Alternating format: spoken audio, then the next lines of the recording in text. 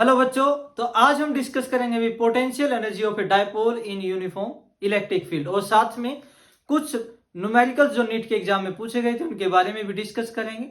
Topic शुरू करने से पहले जो इससे पिछला टॉपिक हम पढ़ चुके हैं electric dipole in uniform electric field, उसको रिवाइज एक बार जरूर कर लेंगे क्योंकि वो सारा का सारा यहाँ पर यूज होगा। तो शुरू करते हैं।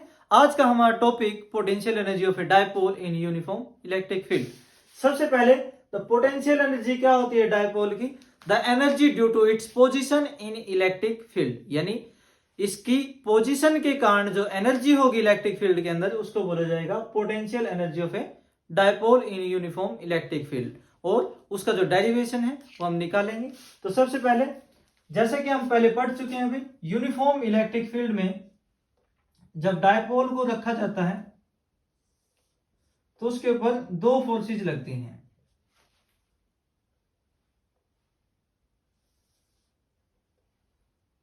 यहां पर क्यू प्लस चार्ज होगा, यहां पर क्यू नेगेटिव चार्ज होगा। ठीक है, यहां पर जो फोर्स की वैल्यू होती है F is equal to plus q e, या in the direction of electric field, ये इलेक्ट्रिक फील्ड होगा। इधर डायरेक्शन, इधर फोर्स की वैल्यू क्या होगी? माइनस क्यू ई। और ये जो एंगल होता है थीटा, डायपोल मूवमेंट का angle, dipole moment and electric field में जो एंगल होता है वो कहता है डी थीटा। अब यहाँ पर दो फोर्सेज लगती हैं, एक प्लस क्यू ई, एक माइनस क्यू ई, और इन दो फोर्सेज के कारण इसमें रोटेशन प्रोड्यूस होती है। रोटेशन के कारण यहाँ पर टॉर्क प्रोड्यूस होती है जिसकी वैल्यू हम निकाल चुके हैं। तो वो जो टॉर्क होता है वो क्या होता है अभी? Tau is equal to PE sine theta. ये वैल्यू हम निकाल चुके हैं। ये हो जाएगी इक्वेशन नंबर 1। यहां पर टॉर्क प्रोड्यूस होगा, टॉर्क को हम क्या बोलते हैं? एंगुलर फोर्स भी बोलते हैं। उसी के बाद भाई जैसे भी मान लो ये जो डायपोल है ये आपका थोड़ा सा रोटेट होता है थ्रू एंगल डी थीटा, एक स्मॉल एंगल के साथ, ये इस टाइप से ये जो एंगल बनता है ये मान लेंगे डी थीटा, यानी एक स्मॉल एंगल से ये क्या होता है? रोटेट होता है। तो यहां पर जो डिस्प्लेसमेंट है, रोटेटिंग डिस्प्लेसमेंट या एंगुलर डिस्प्लेसमेंट कितना है? D theta. और एंगुलर फोर्स क्या है? टाउ। तो एंगुलर डिस्प्लेसमेंट और एंगुलर जो आपका फोर्स है उसके कारण यहां पर वर्क डन होगा। उस वर्क डन की वैल्यू क्या होगी भाई? वो मान लेंगे, हमें पता है भाई जो फोर्स का फार्मूला होता है, और सॉरी वर्क डन का फार्मूला होता है फोर्स इंटू डिस्प्लेसमेंट। लेकिन यहां पर फोर्स क्या है? एंगुलर फोर्स यानी टाउ, और डिस्प्लेसमेंट भी क्या है? एंगुलर, उसको लिखेंगे डी थीटा। अब टाउ की वैल्यू पुट करेंगे तो d W is equal to PE sine theta d theta. ठीक है भाई। अभी मान लो हम इसको किसी पोजीशन एक से दूसरी पोजीशन तक रोटेट करना चाहते हैं, यानी एक एंगल थीटा 1 है, एक एंगल थीटा 2 है। थीटा 1 से थीटा 2 तक रोटेट करेंगे तो उसमें जो टोटल वर्क डन होगा कैसे निकालेंगे? इसको इंटीग्रेट करेंगे दोनों तरफ।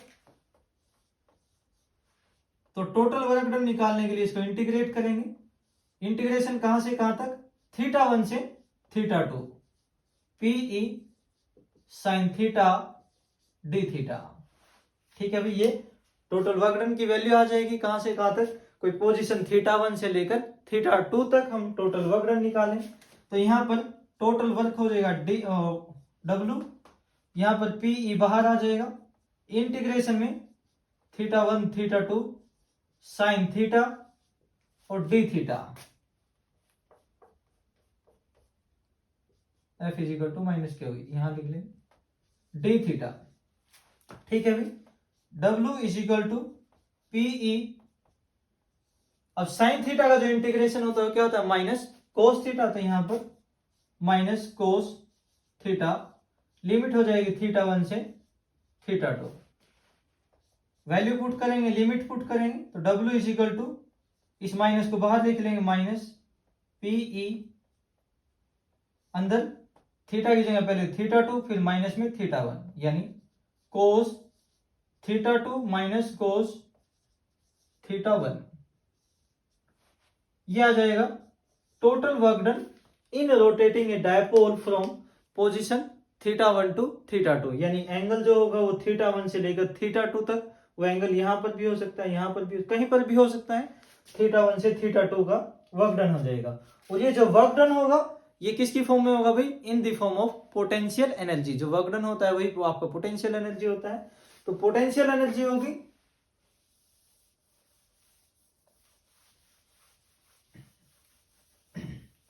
पोटेंशियल एनर्जी को लिखा जाता है यू से। तो ये जो वर्क डन होगा इसको हम पोटेंशियल एनर्जी की फॉर्म में लिखेंगे, यू से लिखेंगे। Capital U is equal to क्या हो जाएगा, minus p E into cos theta 2 minus cos theta 1। ये आपकी पोटेंशियल एनर्जी आ जाएगी in rotating a dipole from position 1 to second. एक पोजीशन से दूसरी पोजीशन में रोटेट करने में जो एनर्जी लगेगी पोटेंशियल एनर्जी, उसकी वैल्यू क्या होगी, minus p E cos theta 2 minus cos theta 1। अब भाई इसमें स्पेशल केसेस करेंगे। सबसे पहले अगर हमें किसी एक पर्टिकुलर पोजीशन पे एनर्जी निकालनी हो, पोटेंशियल एनर्जी, अब ये जो एनर्जी है ये दो पोजीशन के बीच की एनर्जी है, दो पोजीशन के बीच जो एनर्जी का डिफरेंस होगा वो है। तो अगर एक पोजीशन पे निकालनी हो तो हमें क्या करना पड़ेगा, एक पोजीशन की एनर्जी यहाँ पर जीरो करनी पड़ेगी, जैसे कि हम पहले भी करते आए हैं 11th क्लास में। भाई एक पोजीशन की जो एनर्जी होती है वो क्या होगी, जीरो होनी चाहिए। तो हम क्या करेंगे, इसमें केस करेंगे, स्पेशल केस। तो मान लेंगे थीटा 1 की वैल्यू क्या है, 90 डिग्री है। जब ये एनर्जी जीरो हो पाएगी, एक पोजीशन की एनर्जी हमें यहाँ पर क्या करनी है, जीरो करनी है, सिर्फ एक पोजीशन की एनर्जी निकालने के लिए। तो थीटा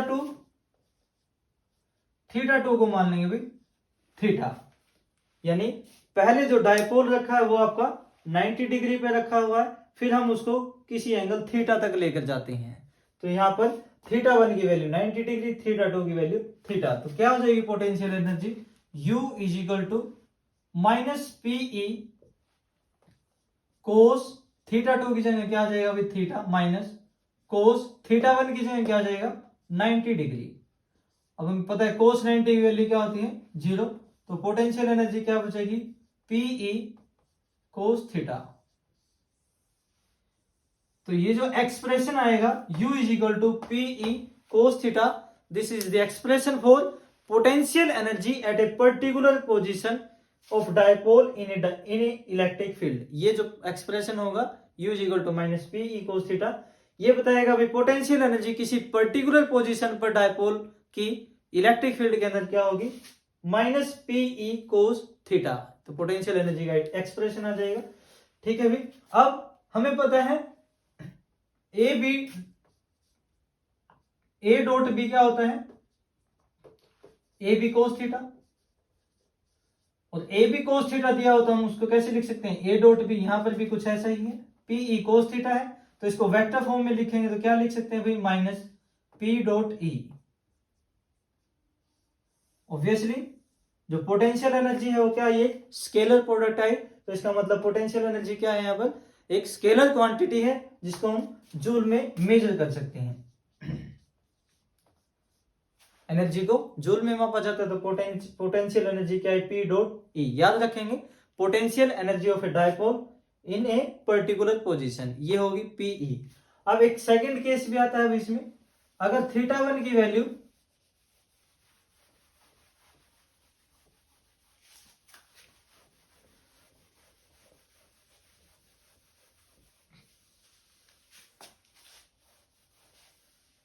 सेकंड केस, अगर थीटा 1 की वैल्यू 0 डिग्री हो, यानी डायपोल ऐसे रखा हो और उसको हम रोटेट करते हैं किसी एंगल थीटा 2 तक, थीटा 2 यानी थीटा के बराबर हो, तो उस केस में क्या होगा, पोटेंशियल एनर्जी आ जाएगी minus p E cos theta minus cos 0। अब कोस 0 की वैल्यू हमें पता है कितनी, 1 होती है, तो U इज इक्वल टू क्या आ जाएगा, minus p E cos theta minus 1।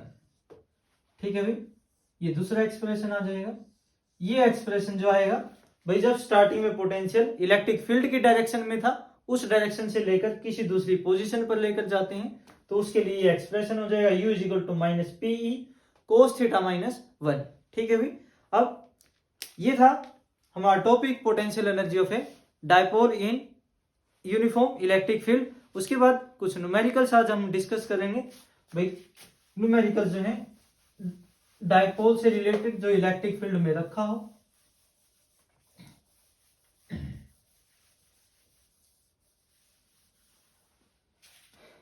तो भाई एक न्यूमेरिकल था जो आपका बहुत पहले पूछा गया था, नीट के एग्जाम में 2001 में पूछा गया था भाई। उसमें पूछा गया था, सिंपल सा ही क्वेश्चन था भाई, जब डायपोल को इलेक्ट्रिक फील्ड में रखा जाता है,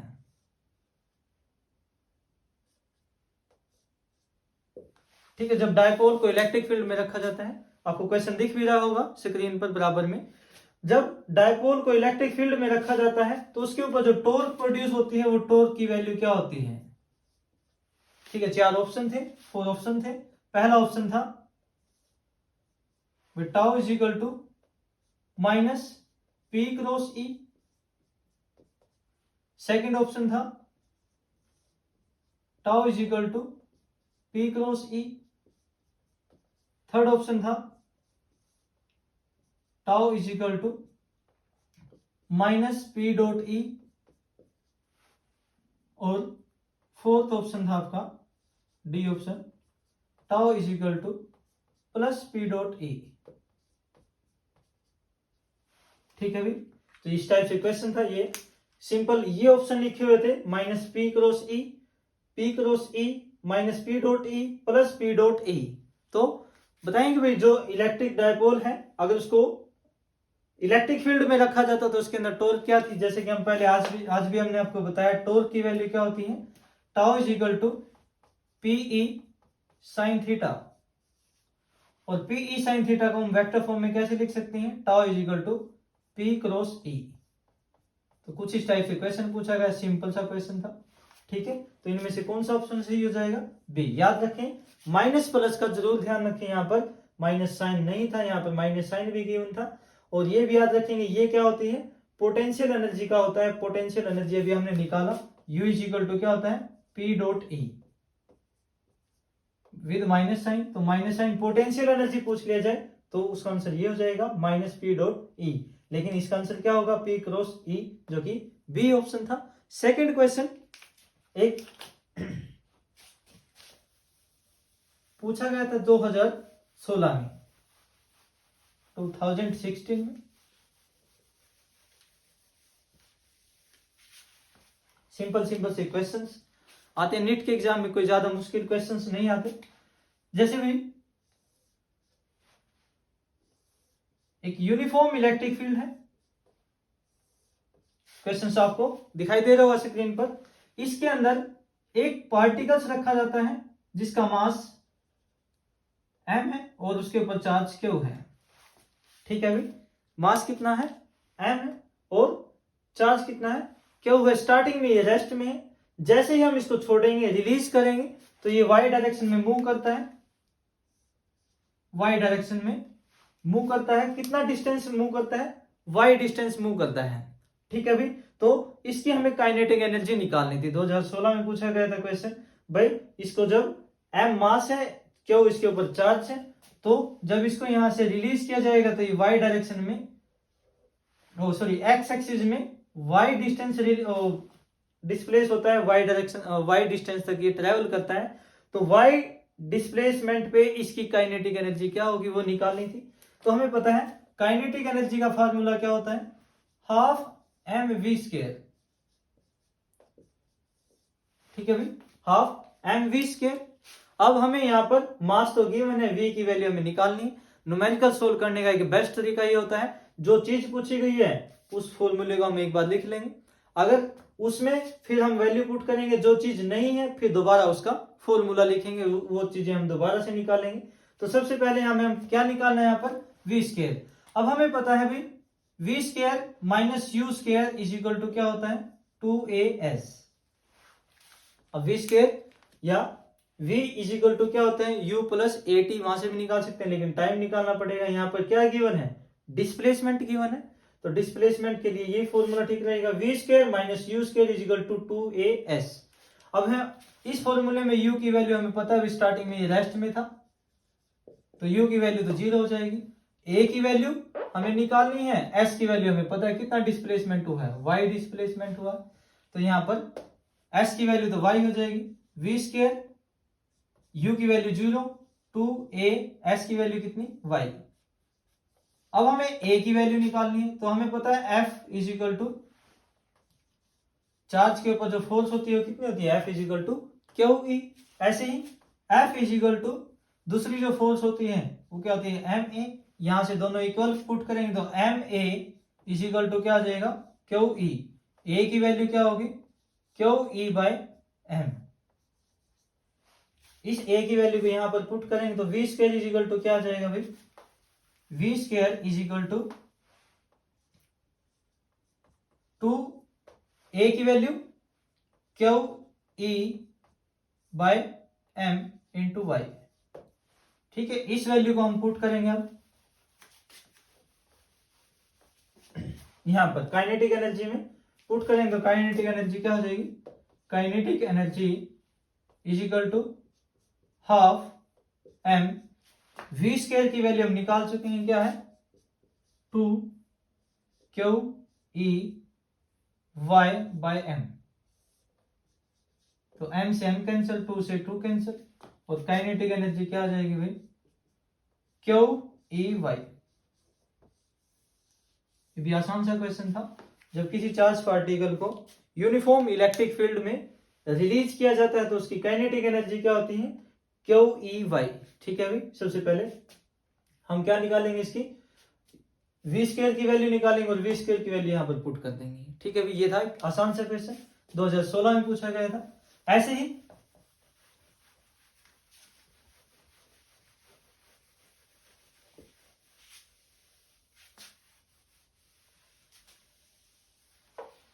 एक क्वेश्चन पूछा गया है 2018 में। भाई एक इलेक्ट्रिक फील्ड के अंदर एक डायपोल रखा हुआ है,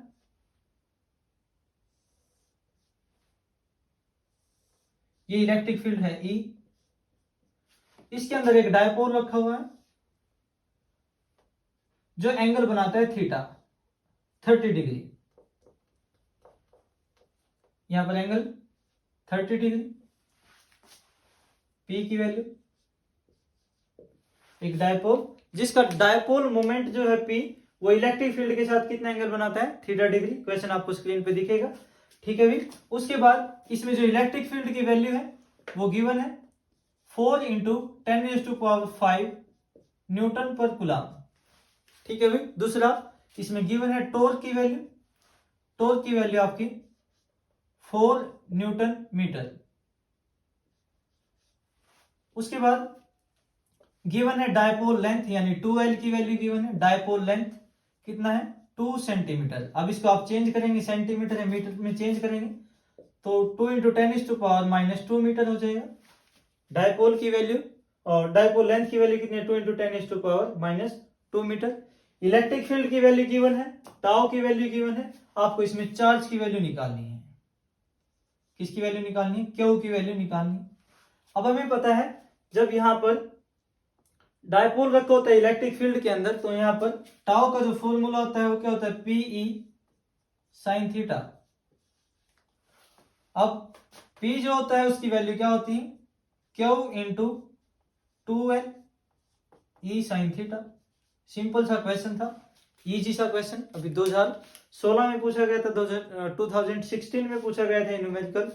तो टाउ इज इक्वल टू क्या हो गया, क्यू इंटू 2L ई साइन थीटा। अब टाउ की वैल्यू हमें पता है, चार्ज की वैल्यू निकालनी है, 2L की वैल्यू पता है, ई की वैल्यू पता है, साइन थीटा की वैल्यू भी हमें पता है। तो यहां पर वैल्यू पुट करेंगे तो टाउ इज इक्वल टू क्या हो जाएगा, 4 इंटू क्यू की वैल्यू निकालनी इंटू 2L की वैल्यू हमें पता है, 2 इंटू कितना हो जाएगा, 10⁻²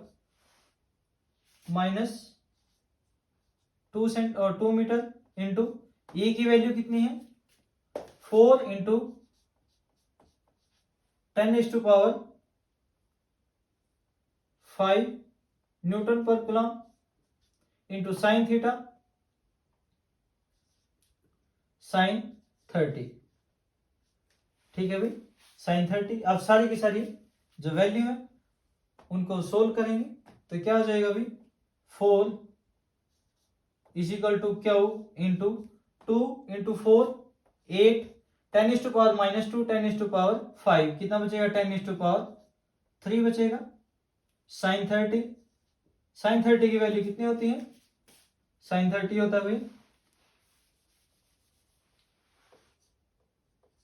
1/2, तो sin 30 की वैल्यू पुट करेंगे यहाँ पर, कितनी हो जाएगी 1/2। ठीक है, इसको सोल्व कर लेंगे, 2 से 4 कैंसिल हो जाएगा 4, तो यहां से सोल्व कर लेंगे।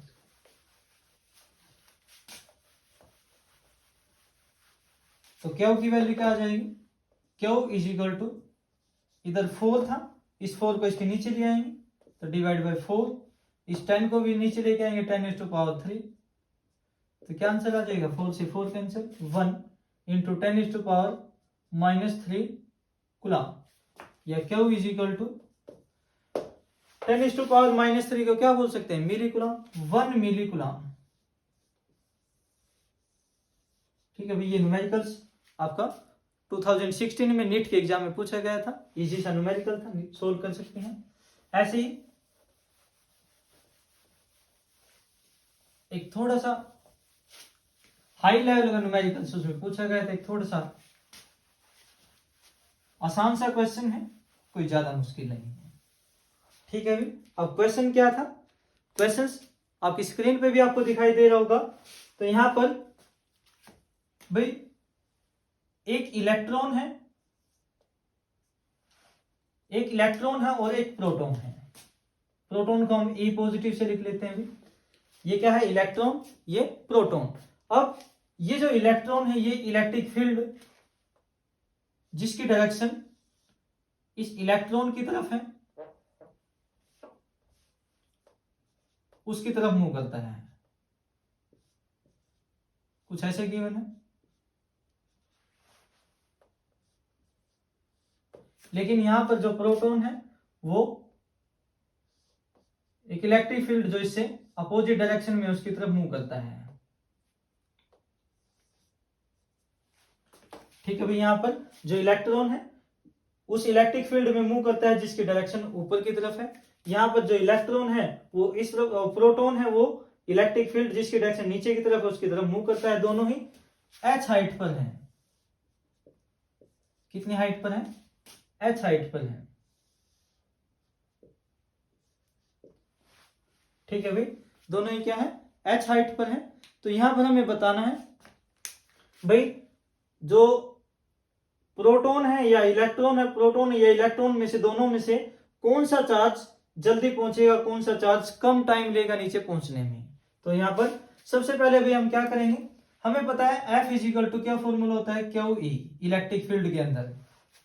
अब ये जो इलेक्ट्रॉन है यहाँ पर, ये यहाँ पर पॉजिटिव चार्ज है, पॉजिटिव फील्ड है तो उसकी तरफ अट्रैक्ट करेगा। ये नेगेटिव फील्ड है, यहाँ पर ये पॉजिटिव चार्ज है, ये भी इसकी तरफ क्या करेगा, अट्रैक्ट करेगा। दोनों ही अट्रैक्शन के कारण नीचे की तरफ आ रहे हैं, तो यहाँ पर एक्सीलरेशन भी होगा, उस एक्सीलरेशन की वैल्यू निकालेंगे और उस एक्सीलरेशन से हम फिर क्या करेंगे, टाइम की वैल्यू निकालते हैं। F इज इक्वल टू क्या फार्मूला होता है, क्यू ई, और एक formula F is equal to क्या होता है, एम ए।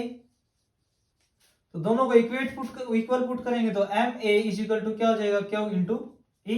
ए की वैल्यू निकालेंगे तो क्या हो जाएगा, a is equal to q E by m. अब हम इक्वेशन यूज करेंगे, equation of motion, S is equal to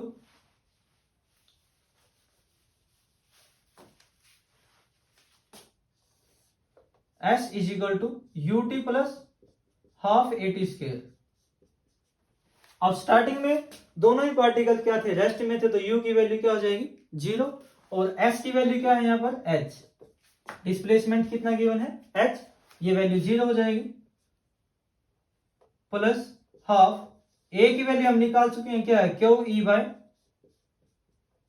M into t square, और t square is equal to क्या हो जाएगा, ये 2m इसके साथ मल्टीप्लाई हो जाएगा 2m h divide by q ई, और t की वैल्यू क्या आ जाएगी, इधर लिख देते हैं, t इज इक्वल टू,